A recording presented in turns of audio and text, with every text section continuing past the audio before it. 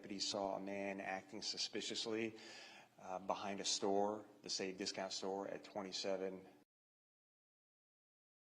Our deputy approached the man to ask him what he was doing in a fenced-in area behind the store. And the man looked like he was initially going to comply and came over the fence, but then reached for a bag. Our deputy tried to detain him and arrest him, but the man began to flee. And then the man started punching our deputy in the face. He punched him in the face probably 10 times.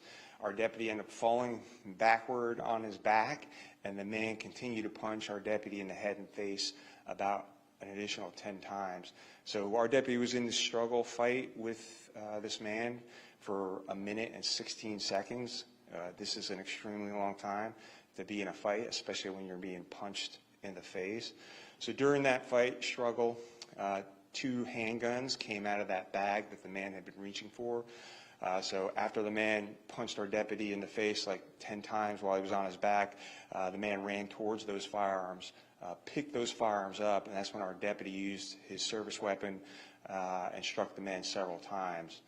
We were able to render first aid to the man. He was transported to the hospital where he remains in stable condition. He will be charged with aggravated battery on a law enforcement officer, as well as additional charges related to the firearms. Our deputy was also transported to the hospital for possible head injuries. I did go to see him. He seemed to be in good spirits and looked okay to me, but they're going to check him out. So this case just illustrates how dangerous it is for our deputies. You know, 1 minute our deputy's helping this guy over the fence to find out what he's doing, and within seconds he's being punched in the face and being on his back, being punched in the face in a fight for his life. So the Florida Department of Law Enforcement will investigate this case. They'll turn their findings over to the state attorney's office. Once that review is complete, we will do our own internal investigation. I have seen the body-worn camera footage, and we will release that as soon as possible. Our deputy, again, he's okay. He'll be on paid administrative leave, so happy to take any questions. Tell us about the suspect. Do you have a name you can release and criminal history, anything like that? Yeah, we're not releasing his name right now, but he has an extensive criminal history. We'll get you his name. 2 firearms were recovered at the scene. At the time when the deputies went to confront this person, did they have any idea who they were dealing with? No, they did not. He was wearing a black hoodie. He was behind a business in an enclosed area. I'm not sure what he was doing, but the deputy's doing his job.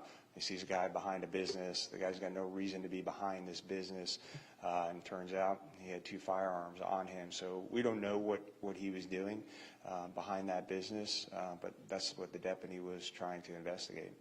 So I was going to ask about being behind the business. Is it the enclosed area? Is that like where a dumpster is, or storage, or anything like that? So it's not where the dumpster is. It just looks like it's a fenced-in area behind a store, probably to protect the back of the store and you know, maybe the power outlets as well.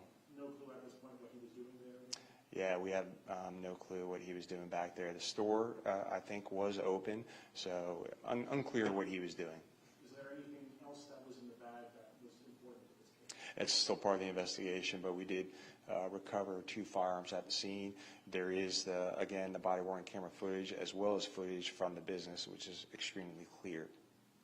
How important will the body camera video be in the state's case? One more time? How important will that body camera video be to the state's case? The body-worn camera footage and the footage from the business will be extremely important. It shows the subject punching our deputy in the face several times. It shows our deputy on the ground being punched in the face and the head multiple times. So the video will be crucial to that case. As far as the suspect goes, is there any history of Baker acts or holds or anything to his mental state?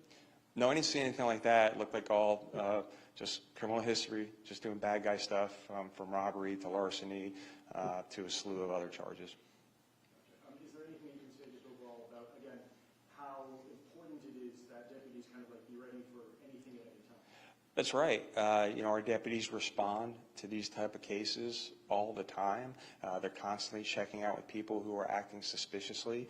And, you know, the majority of those cases or calls go without incident, but our deputy was helping this man over the fence 1 second, and 1 second later, he's being punched in the face and in a fight for his life. So I'm extremely proud of the deputy and the training that we put our deputies through, because it showed in this fight.